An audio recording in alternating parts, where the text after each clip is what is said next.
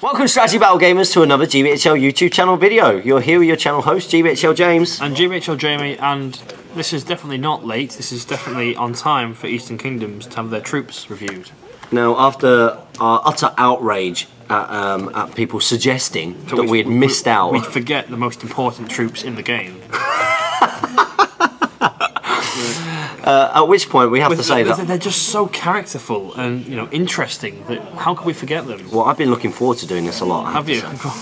Well, I honestly believed that we'd filmed it. So when I saw that people had said that we had missed out the Warriors of Eastern Kingdoms part, I actually was very worried that we'd filmed it and I'd deleted it off the camera. Luckily that didn't happen, we just forgot about it. Because they're so very forgettable. Which gives us a chance to complete our Fallen Realms week, which I hope that you all enjoyed. There's lots of videos in there. Yeah, well, they all want this one video, by the sounds of it. Yeah, it better become like the most viewed video on the channel. That's going to take some doing. That'll take all of you to at least watch it 3 times. No, sorry. 5 times. 10 times. The... So 25k. 100 million times. Okay, so just keep clicking on it. Okay, so this is Warriors of the Eastern Kingdoms. We're going to enjoy talking about this one because they are our favourite troops. Okay, so we're going to start off with a basic Easterling warrior. They are what we would consider cheap-ish. Yeah, they're cheapish. Fair, cheapish, yeah. To start off with. And what's the stat line? Fight 3 with a 4+ shoot value. Strength 3, defense 5, 1 attack, 1 wound, courage 3. So that's armoured man. The Gondor warrior. They are a Gondor warrior. Hear that? They are a Gondor warrior. Now, from an aesthetic point of view, I never actually liked these guys in the movie. I don't like them as models. No, I don't like them as models either. They look like Shredder, don't they? They look ridiculous. Shredder from Turtles. Why have they got the... Well, they're like little aliens. They do. They look a little bit like Predator. It's just Predator. Yeah, I just don't like. So they do have some options. So they're quite versatile. Yeah. So of course they can bring a banner. They've also got the option for a bow. You've got option for a shield, which most people will do. They have option for pike, and they have the option to upgrade to a black dragon for 2 points, which they have a courage of 4. And a fight of 4. Fight of 4, which is quite key for... That's a decent investment for them, especially your pikemen at the back. Yeah. You still contribute their abilities. And they've got a special rule. They've got a phalanx. Eastlings can use pikes and shields at the same time without penalty, which no one else can do. Okay, so that means that they can get the defence bonus by so they can get the defence 6. Brilliant stuff. Now, do we see many of these guys out there? You see a decent amount of them. Yeah, there are some weirdos who like Eastlings. they're reasonably popular. I just don't. And they're quite cheap to get hold of as well, aren't they? Yeah. They're still quite cheap to get hold of. Now, was it when they first came out as a plastic box set? Weren't they quite a weird sort of makeup in the box? Yeah, I think they're. I can't remember it off the top of my head, but I think they don't get enough pikes to make a pike block. I think you get 8 shields, or you get 4 shields, 4 bow, 4 pikes. Oh no, it's wrong. Sorry. That's one, because that would make sense. That makes sense. Is it like 6 shields, 6 pikes, 2 bow? It's something weird anyway. So you can never get the correct number of bowmen into an Eastling force, or something like that. Yeah, it's something quite weird. Now, when you see these guys, you tend to see them in 2 ways, or 3 ways even. A lot of people do the upgrade to Black Dragon, particularly with with a rear pikeman if they're doing a pike block, and the pikes are quite popular. Although, do we tend to see pike blocks as a tactic doing quite well? Not on the whole. Well, I think pike blocks have become a bit of a thing of the past, almost. Irrelevant. Yeah. People just don't seem to use them that much. Warbands got rid of them because you can't set up as your pike block. You set up with 4, which can very easily be swarmed by 12. And in scenarios you can't reliably bring on everyone. Yeah, so it's not that you can actually bring a proper formation phalanx where you've got a whole line, because obviously the phalanx is going to rely on being long and thin, effectively. You anchor. You know what I mean? Well, of course you got the 3. Yeah, so it'd be deep in our game. Yeah, deep in our game. You know what I mean? Yeah, cover the battlefield. But you want to anchor a flank and have some big heroes on the other end. But it just doesn't work in SBG terms, really. Because you get trapped and die. It's always been quite a good thing to counter cavalry, I suppose. Yeah. I mean, Isengard do alright with it. Yeah. But you don't set up as phalanx. You throw the extra pike onto a area to put pressure onto something to break it. Yeah. You wouldn't set up a phalanx. Yeah, and I think where these guys are going to really suffer is that once you, let's say for example, you get your shield and your pike, and then you upgrade to Black Dragons, then they become a reasonably expensive troop. Yeah, similar to a Kazakh Guard, which we have to come on to, but... Yeah, similar to a Kazakh Guard, but they've not got the strength, really, either, to really sort of hit hard. So they're a very sort of average troop. And I guess, you know, as a basic warrior, that's what you shouldn't expect. They're not an elite troop. But what we come to next, I guess, could be counted as a type of elite troop, I suppose. Yeah, so you've got the Kandish, the Easterling Cataphract. So basically an armoured cavalry thing. It's fight 3, 4+ shoot value, strength 3, defence 6, 1 attack, 1 wound, courage 3. And the war gear is heavy armour, shield, and an armoured horse. Wow, an armoured horse. So they get an armoured horse, which is good because then they don't get shut out so easily. And the same cost as a Westfold Red Shield as well. Yeah, so you trade your fight 4 for an armoured horse, and you get defence 6. You get defence 6. But you don't have a bow. Yeah. Which is interesting. So it is still balanced. Yeah, now these guys, again, they can take a banner, and then they've got a really interesting option, which I have seen. Yeah, I've seen it as well. And seen quite a few times. It's, sorry for this noise. It's an Easterling War Drum for 15 points. That's what you can hear behind us. Just 2 really loud drums. They've got the heat snare on. drum. Yeah. Wow. At the start of the move phase, after any heroic actions have been called and executed, an Easterling Cataphract with a Kandish drum, with a drum, all Easterling and Kandish models within 12 inches of 1 or more drummers standing in the advance increase their movement value by 3 inches for that turn, though they may not charge. Wow. So that's like a little free heroic march, I suppose. Essentially, yeah. Yeah, for troops. And we have seen this, especially with, you know, with the likes of scenarios such as Seize the Prize. Seize the Prize, Reconnoiter. Yeah. Things that involve a bit of speed. So sometimes when people have seen a tournament and they've seen the build of the scenarios, they might think, well, hang on. 15 points, I'll drop a Cataphract and put a drummer in. Yeah. To boost everything. Now you can upgrade these so that they become a Black Dragon. Black Dragon. And I think they're actually become a little bit better as a dragon, to be honest. Because it can become fight 4 and courage 4, but they're fight 4 mounted again. Yeah. Which is much nicer. They become expensive. A Royal Guard. Yeah. Horse for the same points, except they've got an armoured horse. Yeah. So they're better than a Royal Guard on horse. Well, they don't have bodyguard. Yeah, true. Courage 4 though, so same kind. But you know what I mean. So they're getting they're swapping the bodyguard for the armoured horse. Yeah. So interesting trade-off there, but the same points there. Now we don't see loads of these guys, do we? No, they usually smattered into a list just to give it a bit of flexibility. Now, interestingly, for Easterlings, that is it. So those are the only 2 Easterlings warriors that you're going to get. Thank goodness, because I'm not a huge fan anyway. So you can see that it's all about customising it with the war gear, really, and you know, changing them to Black Dragons and all that kind of stuff. And then we get to the other side of the Eastern Kingdoms, which is when we get to the Kandish troops. And first up, we've got the Kandish warrior. Yeah, so the basic Kandish warrior, more expensive than an Eastern warrior, by 1 point, but they are fight 4 with a 4+ shoot value, so instantly you're seeing the benefit there. They are strength 3, defense 4, 1 attack, 1 wound, and courage 3. They wear armor and have a 2-handed axe. So they're paying that extra point, and they're getting the extra fight value, aren't they? And they get the 2-handed axe. And the 2-handed axe shut in there as well. Which is it worth it? I guess what it is doing is it's giving them the ability to have the killing power in this army. Yeah. So that they're going to go sort of 2-handed, and obviously. It wasn't initially this way, but with piercing strike, they can now piercing strike, and as defense 4, they're not risking too much. Yeah. So they become a bit of a shock trooper, as it were. Yeah, and we've seen that in the Fallen Realms battle report. Oh, do we? Okay. We do see that. Have you not watched it? No. Don't watch the battle. Now they can exchange a 2-handed axe for a bow. For a point. For a point. Which you're then paying the point. You're paying 2 points for your bow, essentially. Yeah, which isn't really worth it in this list, I wouldn't say. No. If you're going to have a bowman, you give it to your Eastern warrior because he's defense 5. Yeah. Though rangers shooting them in 6s. So if you're looking at you guys on foot really, and you're doing a mixture of the Eastern Kingdoms for Eastern warriors on foot and Kandish warriors, I guess now you've got 2 ways of getting your fight 4. You can ally in a cheaper Kandish warrior supported by the pike block. Yeah. Which some people do, or they'll go the other way around and they'll have the fight 4 at the back and just be normal. So yeah, that's your box standard Kandish warrior. They're interesting. They're an interesting look as well, aren't they? I actually really like the Kandish aesthetic.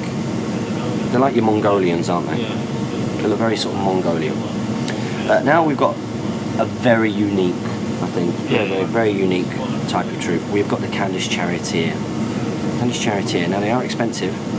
They're 3 more points than Son of Ale. yeah, and they're a giant spider. That's what their points value is. And I would take a giant spider all day long over these days.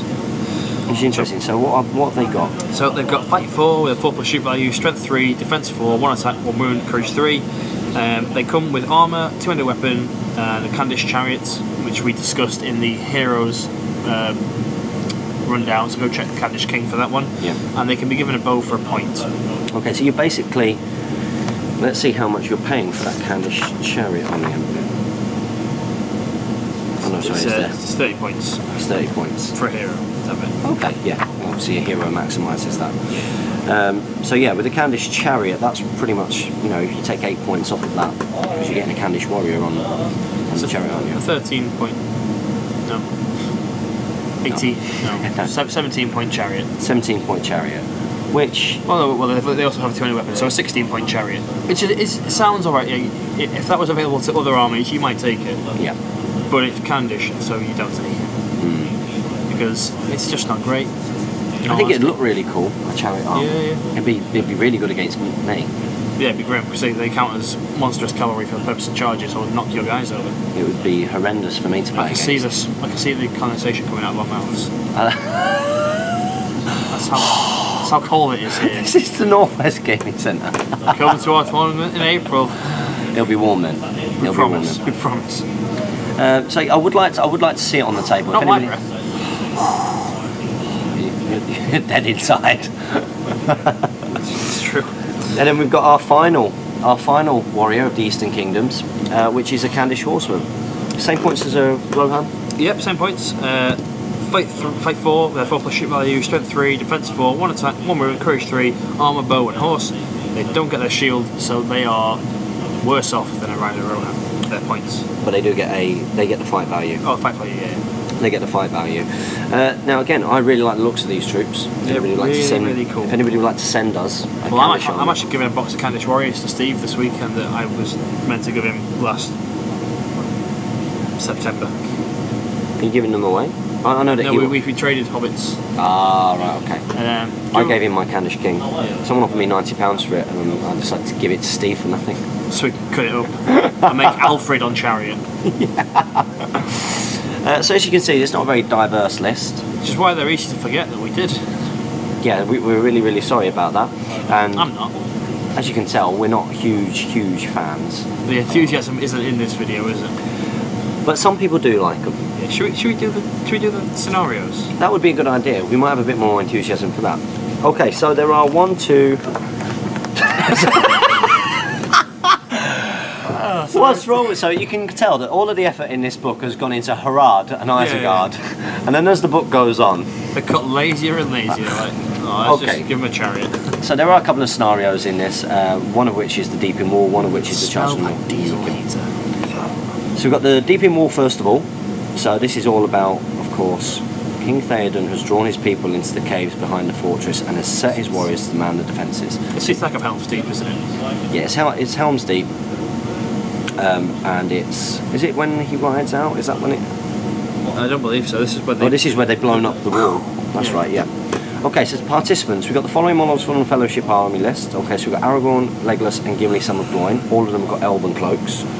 Then you can get up to 150 points of warbands chosen from the Rohan Army list, Kingdoms of Men Sourcebook. And 150 points of warbands chosen from the Lothlorien and Mirkwood Army list, Free People's Sourcebook. No, oh, you can... you can include Haldir, Defender, or Helm's Deep. But no other named heroes may be taken. We could do this, I think. We could probably do this one on the channel quite easily. Yeah, maybe. We should do it. Participants for Evil, up to 900 points of warbands chosen from the Isengard army list. No named characters may be taken. I'd recommend not taking shamans with it if you want to play it like the films. Yeah, good idea. Good idea. Now it's played on a 48 by 24 board, so it's quite a thin board. Mm-hmm. Okay, and the Deep in Wall runs the width of the board, 12 inches from the western board edge, with a culvert in the exact centre of the wall. There are 2 sets of stairs on the inside of the wall, one at either end of the wall near the table edge. The ground before the walls is largely barren and empty with the odd patch of low scrub or rocky ground. So the good player obviously starts on or behind the Deep in Wall. On the walls, yeah. just like it, and the and the evil player sets up his force within 24, more than 24 inches from the wall. Yeah. Evil player has priority, and quite simply, the evil player must breach the deeping wall and get as many of his warriors as possible into the fortress before the end of the game.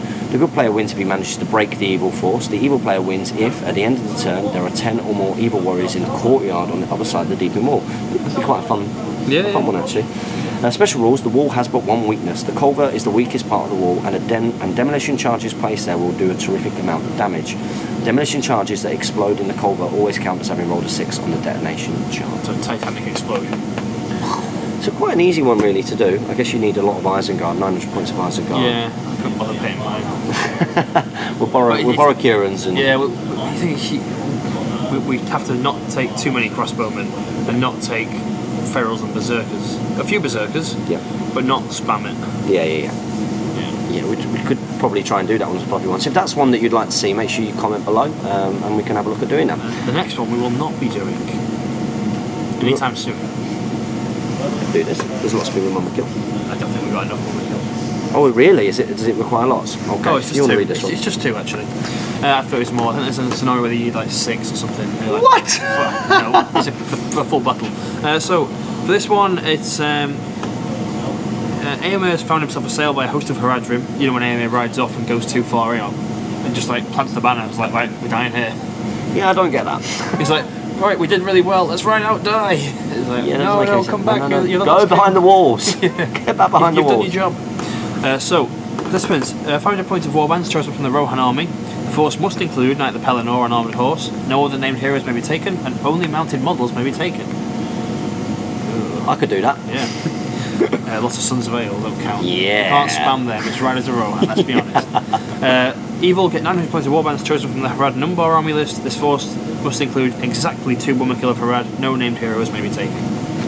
So I guess it's 2 Mumakil topped up with guys on top. Yeah. Scenario is played on a 48 by 48 board. The ground is largely flat with the occasional scrubby bush and clusters of rocks so that the Mumakil can move freely. Yeah. Good deploy all his forces within 36 inches of the western table edge. The evil player then deploys any models apart from the Mumakil and their crews within 12 inches of the eastern table edge. The Mumakil are held in reserve and will arrive later on.